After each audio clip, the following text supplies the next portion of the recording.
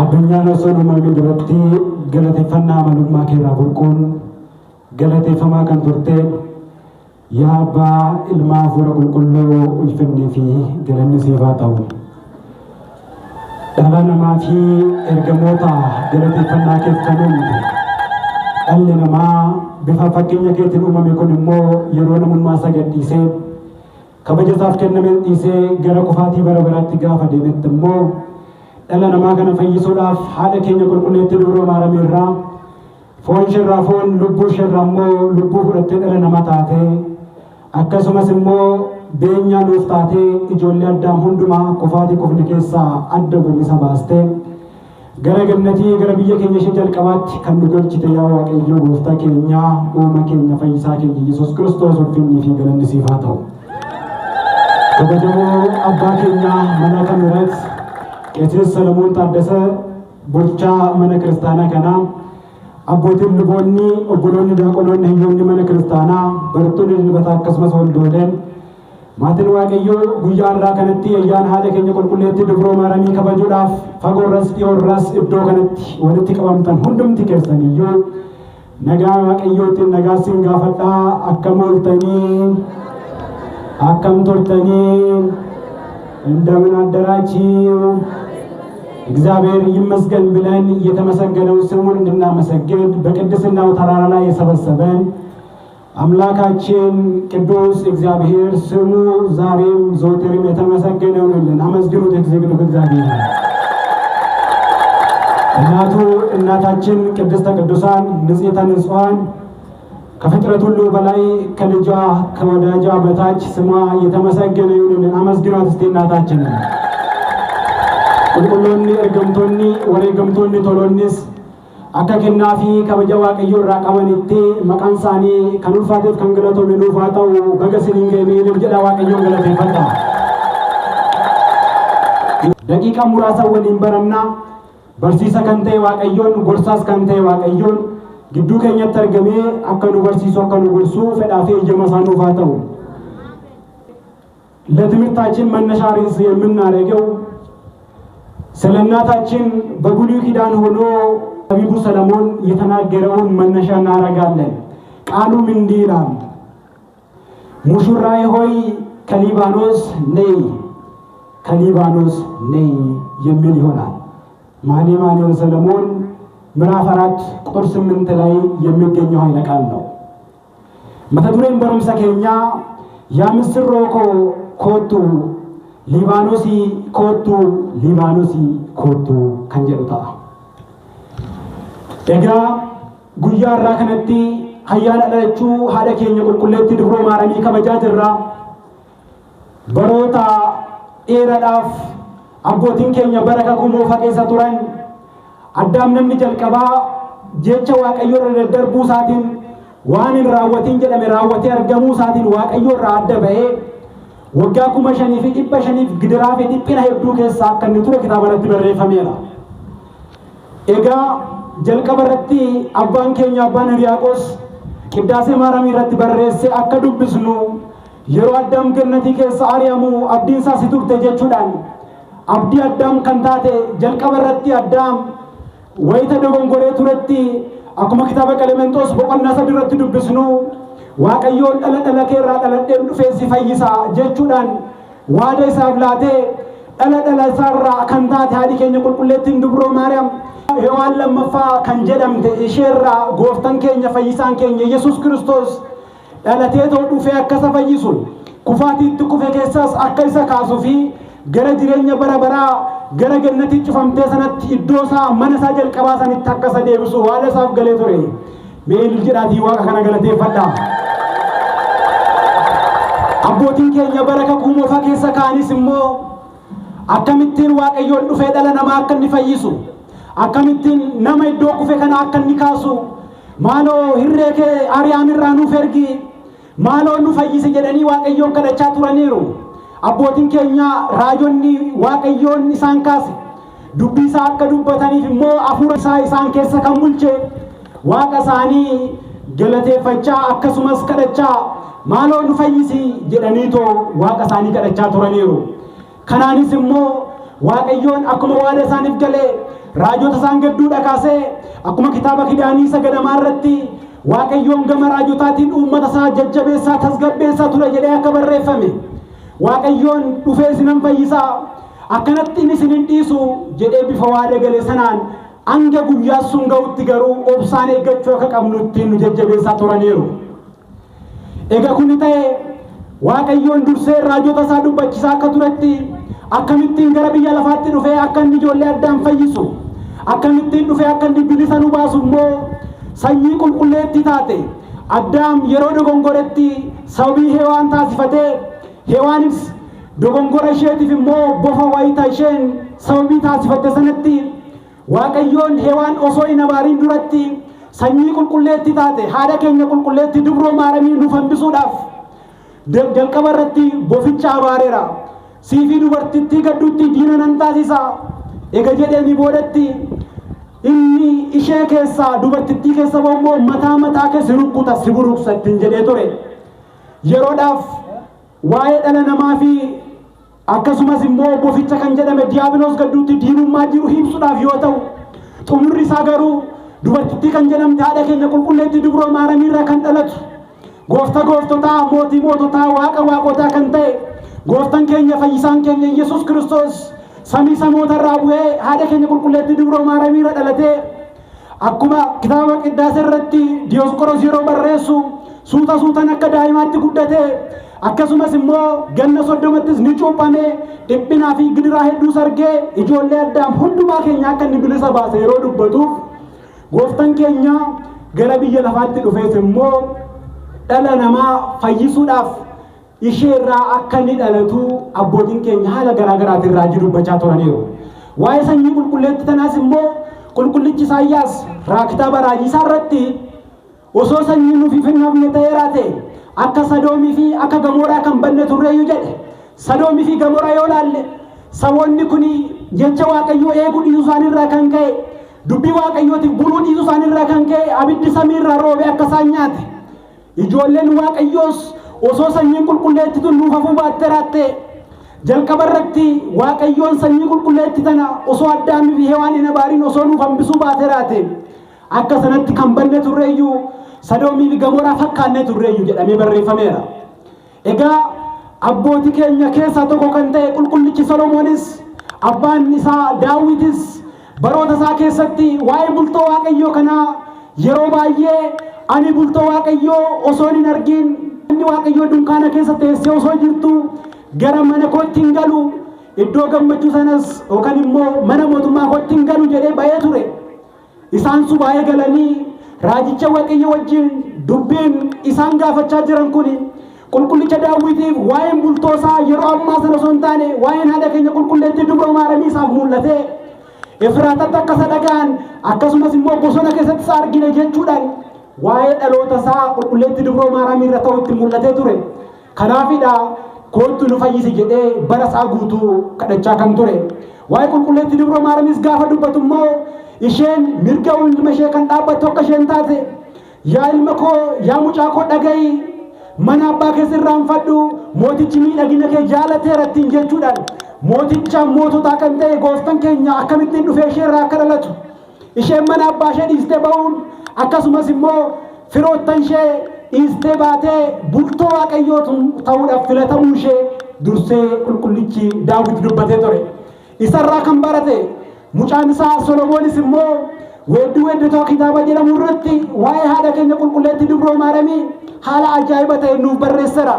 Kanaanis kitaaba kana irratti galateeffannaa qulqulleettii dubroo maaramiitiif miidhaginni ishee akkam akka inni ta'e yaa misirroo koo jechuudhaan yaa obboleettii koo jechuudhaan abbaan isaa Daawit yaa mucaa koo jechuudhaan ishee galateeffachaa waan tureef inni immoo mucaa isaa waan ta'eef yaa obboleettii koo jedhee ishee galateeffachaa tureera. Akkasumas immoo yaa misirroo koo jedheetoo misirroo samiif lafaa kan taate misirroo qulqulleettii dubroo maaram ishee gooftaa keenya Yesuus Kiristoos gadaamessa isheetti baattu akkuma abbaan keenya qulqullichi Efreem galata isaa guyyaa roobii irratti haadha keenya qulqulleettii dubroo maaramiidhaan yaa qulqulleettii mana cidhaa gammadi jechuudhaan qulqulleettiin dubroo maara mana cidhaa ta'uu isheettiin dubbatee ture. Kun akkamitti yoo jedhan mana cidhaatitti misirroo fi misirritiin tokko ta'anii walooman kan itti jiraatan isaan lama turan suni akka gargar hin baanetti tokko ta'anii kan itti jiraatan waan ta'eef haadha keenya qulqulleettii dubroo maaram irratti immoo abiddi waaqummaa fi namummaan malakootii fi tisbiitiin tokko ta'anii tawaayidoodhaan waloomanii kan itti jiraatan waan ta'eef haadhi keenya qulqulleettiin dubroo maaram mana cidhaatiin fakkeeffamteetti. Egaa qulqullichi Solomoon yaa misirroo koo isheedhaan jedhee waame. Liibaanos irraa koottu jedhee toshii waameera. Egaa qulqullichi kun misirroon kun misirroo akkamii akka isheen taate yeroo dubbatu waa'ee dubrummaa ishee bara baraa sanaaf yeroo dubbatu akkas jedheera. Yaa misirroo koo biqiltuu dallaan itti ijaarramte siidha. Daandiin kees biqiltuu itti ijaarramte boolla chaappeffamteedha. Jechuudhaan haadhi keenya qulqulleettiin dubroo maariyaam misirroo biqiltuu dallaan itti ijaarramte kan taate durumarraayyuu qulqullummaa foonii qulqullummaa lubbuu kan qabdu akkasumas immoo ijoollee Addaam keessaas ibdi dhalootatiin darbaa kan ture cubbuun Addaam kan ishee biran geenye qulqulleettii ta'uu ishee kan itti ijaarramte waaqayyoodhaan kan eegamte qulqulleettii kan taate akka ta'e nuuf ibsa ture miyaada keenya ni jedhaa waaqayyoon galateeffadhaafi. Egaa kanatti dabalee Liibaanos irraa koottu jedhee ishii waamaa ture.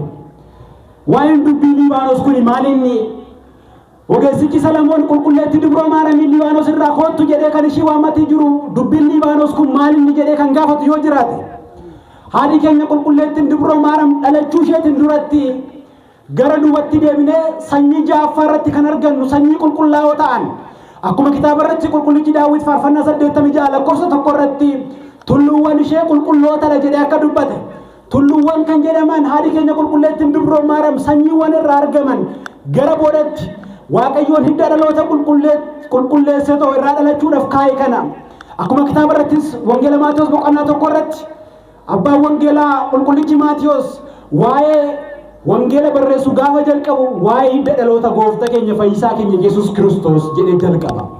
Kanaanis abbootii keenya qulqullaa'oo kan ta'an abbootii saba hundaa kan ta'an mana kiristaana keenya keessatti Abrahaam Isaaq Yaaqoob farra jalqabee hanga dhufee haadha keenya qulqulleettii dubroo maariyaam bira ga'utti sanyii kana tarreessee arganna. Egaa tulluuwwan kee qulqullootadha jedheera. Tulluuwwan kun Teektaa fi Peetiriiqaa kan jedhaman duubatti deebinee dhaloota ja'affaa haadha keenya qulqulleettii dubroo maariyaam bira duubatti deebinee gaafa lakkoofnu dhaloota ja'affaa kan ta'an biyya lafaarratti qabeenyaan badhaadhanii kan turan garuu immoo dhala kan hin qabne tokko turan daa'ima kan hin qabne jechaadha. Egaa bara isaanii guutuu qabeenya yoo qabaatan iyyuu daa'ima waan hin qabneef qabeenya yoo qabaatan iyyuu kan itti boqotanii isaanii kan irra boqotu daa'ima waan hin qabneef baroota baay'eedhaaf gaddaa turaniiru. Gara waaqayyoottis bu'aa turaniiru. Yaa saba waaqayyoo nuti har'aa yoo waan tokko dhabne yoo daa'ima dhabne yookaan immoo yoo haala garaa garaatiin wanti tokko nutti hir'ate akka jara kanaa waaqayyoon jabaannee dhaabbannee gannaa laata. Akka jara kanaa gara waaqayyootti boonyee akka jara kanaatti jireenya keenya waaqayyoodhaaf qulqullummaadhaan eeggannee jiraanna laata. Namoonni baay'een isaanii daa'ima dhabuudhaan daandii waaqayyoo irra kan adda ba'an deemsa waaqayyoon gaddisiisu kan deeman baay'een isaaniis jireenya gaa'elaa isa waaqayyoon eebbifame sana hiikanii kan ba'an baay'een isaanii jiru. Waaqayyoon jabaatanii eeggachuun garuu kennaadha olii kan nama badhaasudha. Teektaa fi Peetiriiqaan garuu jalqabumarraayyuu qimanii dhaabbatanii gara waaqa isaaniitti bu'aa turan. Guyyaa tokko halkan rafanii osoo jiranuu abjuu argan. Abjuun kunis abjuu ajaa'iba ta'edha. Isa kana dura argan irraa dinqii kan ta'e waaqayyo irraa deebii isaaniif laatamedha. Abjuuchis akkana kan jedhu ture. Gaafsan halkan rafanii yeroo mooraa isaanii keessaa jabbileen burraaqxu argan. Jabbii sunis jabbii deessee ammas jabbii deessee hanga ja'affaatti akkasittiin deemee argan. Egaa waa'een dubbii kana maal inni jedhanii ganamaan kaanii gara nama abjuu hiiku tokkotti deeman. Yeroo sanattis dubbii abjuudhaan isaanitti mul'ate kana nama abjuu hiiku sanitti himanii namtichis akka isaan hin jedhe jabbiin fakkeenya daa'imaati. Kanaaf daa'ima ni argattu jedhe meenil jedha waaqayyoon galateeffadhaafi. Daa'ima ni argattu. Daa'imni amma ja'affaatti akkasittiin deemuusaa daa'imman amma ja'aatti akkasittiin tartiibaan argachaa akka isaan deeman boodarratti garuu abjuu isaanii keessatti isheen jaaffaa sun addeessa akka isheen deesse addeessi sun immoo aduu akka deesse itti himamee ture. Isaan kana hundumaa itti himanii jaaffaa irratti kan dhalattu suni amma sanatti kan dhalata sanirraa adda kan taate amma sanatti dhalachaa kan ture sanirraa adda kan taatedha. Tareen beeku raaja ta'uu danda'a akkasumas immoo mootii ta'uu danda'a jedhee hiika isaa kaayetu inni torbaffaa waa'een aduu kun garuu yeroo naa hiiku isaaniin jedhee dhiise. Waan baay'ee isaa Waaqayyoon yeroo isaatti kan hiiku jira. Jireenya keenya keessatti nuti jarjarree deemsa Waaqayyoon hin gammachiisne yoo deemna ta'e Waaqayyoo irraa adda baana malee Waaqayyoo yoo eegganne garuu guyyaan rakkina keenya ni darba. Guyyaan gidiraa keenya Waaqayyoodhaan akka ni darbu amantii guutuudhaan jiraachuun barbaachisaadha. Namoota kanaaf kan qabe akkasumas immoo fayyina ijoollee Addaam hundumaatiif guyyaa qaba jedhamee kan kaawwame waa'ee dhaloota haadha keenya qulqulleetti Dubroo Maaramiitii fi akkasumas immoo ishee irraa kan argamu aduu addunyaa kanaaf ibse gooftaa keenya Yesuus Kiristoos ture. Yeroo naa hiiku jedhanii dhiisan. Egaa namoonni kun abjuu isaanii kana hiikatanii akkasittiin galanii gara mana isaaniittis deebi'anii sanarraa jalqabee daa'ima argatan jedhamee jira. Waaqayyoon galateeffadhaafi. Daa'imas ni argatan. Maqaa daa'ima isaanii sana Heeman jedhanii Heeman jedhu jechuun Waaqayyoon wareega keenya kadhannaa keenya nuuf dhagayeera jechaadha. እግዚአብሔር አምላካችን ጸሎታችንን ሰምቷል ሲሉ ሄመን ብሎ ስሟን ጠሯት ይላል። እንደዚሁ እስከ 7ኛ እስከ 6 ልጅ እያገኙ ነበረ።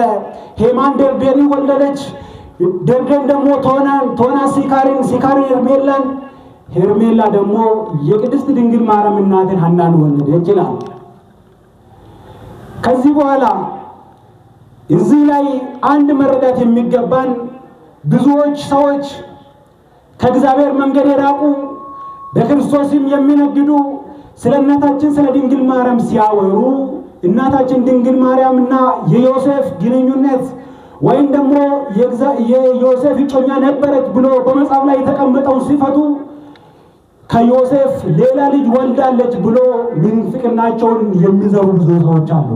እኛ ግን ከመጽሐፍ ቅዱስ ብናይ ዮሴፍና ቅድስት ድንግል ማርያም መካከል ያለው ምን ነው ብለን ብንመለከት ጥንፈኝ ቁልቁለት ድብሮ ማርያም ዮሴፍ ገዱ ጅሩ ማልን እንጀነ ይላል ሻኪቶኒ ባየንሳኒ ካዲማ ዮሴፍ ጀረምተ ቁልቁለት ድብሮ ማርያም ከተበረት ከንበረ ፈምሰን ቀበጠኒ ድብሮ ማርያም ጎፍተ ከኛነት ዮሴፍ ረዳይመ ብሎ ቀብዲ ጀኒ ከንትን ጆለ ዋቀየነ ጎንጎርሰ ጅራተን ባየዳ ከናገሩ ምን ክርስቲያና ከኛ ደቢላቲ kitaabni qulqulluunis deebii fattikaayira.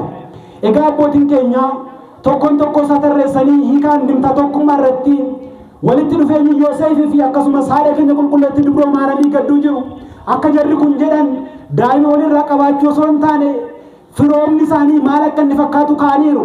Kitaaba irratti Abrahaam irraa kaasee hanga Maatiyaasitti yookaan immoo hanga Alaazaaritti kan jiru inni dhaloota tarreeffamee iddi dhaloota gooftaa keenya Yesuus Kiristoos ibsameera. Wangeela Maatiyos boqonnaa tokko lakkoofsa tokko irraa kaasatee dubbisa. Gara dubbii keenya iddoo barbaanne kanatti gaafa deemnu asirratti amma Alaazaaritti deebee Alaazaar namichi jedhamu suni Maatiyaan kan jedhamu sana dhalcheera. Akkasumas immoo obboleessa biraa Qisiraa kan jedhamu dhalche. Inni sarti dabalatee Maatiyaas immoo Yaaqoob dhalche. Yaaqoob Yoosef dhalche. Abbaan haadha keenya qulqulleetti Dubroo Maariyamii Yaaqoob immoo Maariyaamin dhalche. Kanaaf garaagarummaan haadha keenya qulqulleetti Dubroo Maariyamii Yoosef gadduu jiru isaan ilmaan obboleewwaniiti. Isaan durbii lammaffoo kan waliif oolanidha. Dubatti deebinee olaalle Maatiyaasii fi Qisiraa kan jedhamu kun obboleewwanii ijoollee isaanii lamaan irraa kan argaman haadhi keenya qulqulleetti Dubroo Maariyamii Yoosef garuu ijoollee ilmaan obboleewwaniiti jechaadha. Waaqayyoon gaafa haadha keenya qulqulleetti Dubroo Maariyamii akka fudhataniif abjuudhaan bifa ajaa'iba ta'een lubichatti himu kana waan beekuuf gara mana fira isaatti akka fudhatamu taa'ee ture. Kanaan namoonni haadha keenya qulqulleetti Dubroo Maariyamii akkasirratti dubbatan dubbiin isaanii dubbii shakkii fi sobaa akka inni ta'e hiika irratti tokko tokko nuuf ibsameera. Egaa haadhi keenya qulqulleetti Dubroo Maariyaam akkamittiin dhalatte kan jedhus immoo Idan loota jaafarratti hannaan haadha keenya qulqulleetti dubroo maaram da'uudhaaf dursitee haadhi keenya qulqulleetti dubroo maaramiin osoo hin dhalatiin duratti iyyaaqamiifannaanis rakkoo dhaloota jaafarratti teektaa fi beexiniiqaa isaan muudatee ture. Kanaanis immoo hannaanii fi iyyaaqeen baroota baay'eedhaaf daa'ima dhabanii bo'aa turan. Waaqayyoon daa'ima dhabnee bo'uurraa hunduma keenya nu haa baraaru. Dadhaboo waan taaneef Waaqayyoon garuu daa'ima nama dhawwate kennaa caaluu nama badhaasu fakkate immoo barachuun barbaachisaadha. Bara kakuu moofa keessatti hannaan bu'aa kan turte ilma ishee Saamu'eel argachuudhaaf ture. Ammas hannaan tun bu'aatti kan jirtu qulqulleetti dubroo maaram addeessan kan fakkeeffamte ifa gooftaa keenya Yesuus Kiristoos ifa addunyaa kan ta'e da'uudhaafidha. Dhugumaan kana hubachuun barbaachisaadha. Egaa hannaanii fi iyyaaqeen dhala dhabanii rakkachaa akka turan namoota irraa arrabsoon isaan irra gahaa akka inni ture maal isheen tuni gaangeedhaa jedhanii ishee arrabsaa kan turan kan daa'ima argachuu hin dandeenye ishee yeroo kana ni boossi ishee yeroo kana yaa Waaqayyoo maaloo maaf dhala na dhoowwatte maaf arrabsoon namoota narratti ta'e maaloo mucaanaaf laadhu jettee kadhachaa turteetti. Nutis gaafa daa'ima dhabne gaafa jireenya keenya keessatti hanqinni wayii nu mudate gara Waaqayyootti bo'uun barbaachisaadha. Waaqayyoos hin deebiseef. Isheenis kadhannaa ishee keessatti yoo daa'ima naaf laatte dhiiras yoo ta'e qotee akkasumas immoo jireenya biyya lafaa hojjetee akka nu gargaaruun barbaannu mana qulqullummaa kee akka tajaajilu aarsaa siif laanna yoo dubartiis taatee bishaan waraabdee qoraan cabsitee nu haa gargaartu hin jennu mana qulqullummaa keef dabarsinee laanna jedhan kadhannaa isaanii dhugaa laphee irra ture. Waaqayyoos kadhannaa isaanii kana dhaga'eef gidiraa baay'ee dabarsaniiru. Amma lubichi mana kiristaanaa aarsaa keessa sinirraa fidu jedheetoo isaanitti dubbachuutti namoonni kun gidiraa argaa turaniiru. Boodarra Waaqayyoon isaan daawwate. Waaqayyoon hunduma keenya nu haa daawwatu. Kanaanis hannaan ilma ishee yookaan immoo mucayyoo ishee qulqulleetti dubroo maaramii ulfoofte karaa misiraachoo ergamaa Waaqayyooti. Egaa kuni ta'e boodatti qulqulleetti dubroo maaram gadaamessa haadha ishee keessa hojjetu dinqii baay'ee raawwachaa turte. Dinqiiwwan raawwatamaa ture sanirraa kan ka'e inni du'e ilmeessuma ishee gadaamessa ishee aannaa keessa jirtu haadha keenya qulqulleetti dubroo maaramii tuqee achumarraan fayyeera ka'eera. Kanaanis giiftii samii kan taate haadha mooticha samii kan taate jedhee qulqulleetti dubroo maaramiidhaaf dubbateera. Adaadha ishee kan taate isheenis gadaamessa haannaa tuqxeetoo fayyitee turte. Har'a saadhi keenya qulqulleetti dubroo maaramiin dhibee keenya irraa akka nu fayyisu fedhaaf eeyyama ishee nuuf haa ta'u mee galateeffadha. Egaa haala kanaan ega ta'e boodatti dhumarratti guyyaan da'umsa isaanii osoo hin gahiin duratti Yihuudoonni barootaaf biyya sana keessatti jiraachaa turan barootaaf sanyii isaanii keessa kan ta'e Daawitii fi Solomoon waggaa 40 nu bitanii turanii.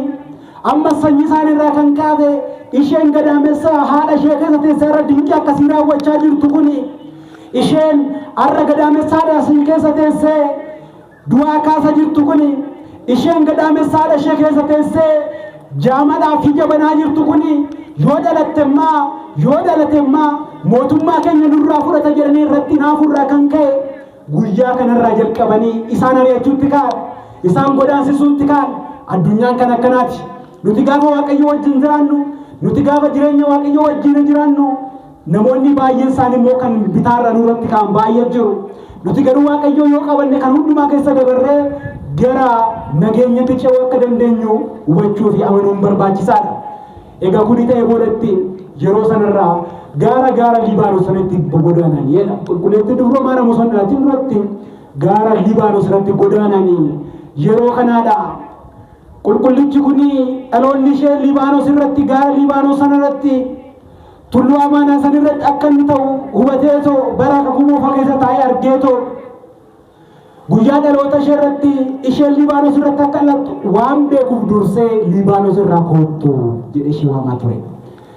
Guyyaa kanatti haadhi keenya qulqulleetti dubroo maaram godaansa irra osoo jiranii isaan tulluu Libaanoos gubbaa osoo jiranii ifa addunyaa kana kan deessu addeessan kan fakkeeffamte qulqulleetti dubroo maaram guyyaa irraa kana dhalatteetti meen jedha Waaqayyoon galateeffadha.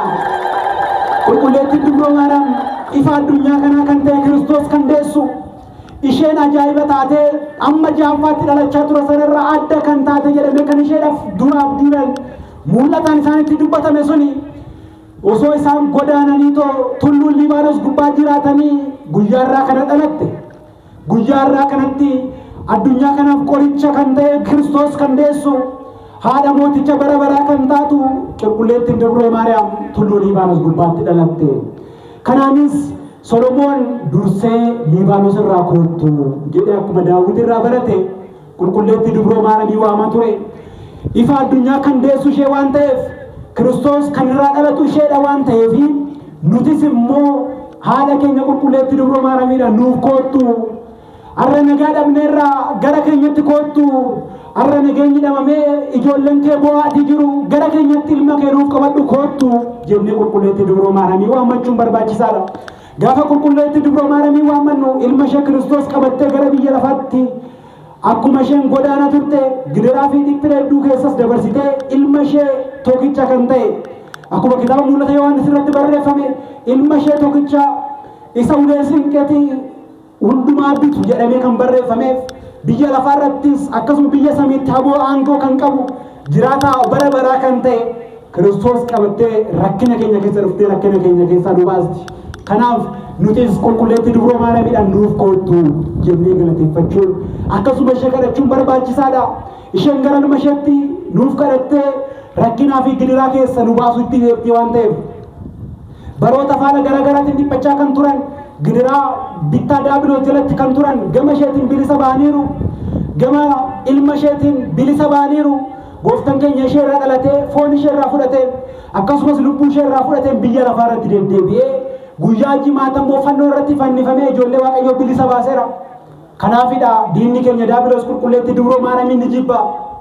Qulqulleettii Dubroo Maariyaamii irraa kan dhalate Kiristoos inni jalqaba irratti ishee irraa kan argamu mataa keessa rukuta jedhamee itti dubbatame Kiristoosiin mataa isa buruqeera waan ta'eef guyyaa jimaataa fannoo irratti hidhamee ijoollee Waaqayyootiin bilisummaan labsameera waan ta'eef guyyaa jimaata irratti gara Si'oolitti seenee Si'oolii duwwaa taasisee ijoollee Waaqayyoo lubbuulee gara gannataatti deebiseera waan ta'eef ilma akkasii waan deessee bilisummaa ijoollee Waaqayyootiif laachisteef haadha keenya qulqulleettii Dubroo Maariyaamii diinni ni jibba.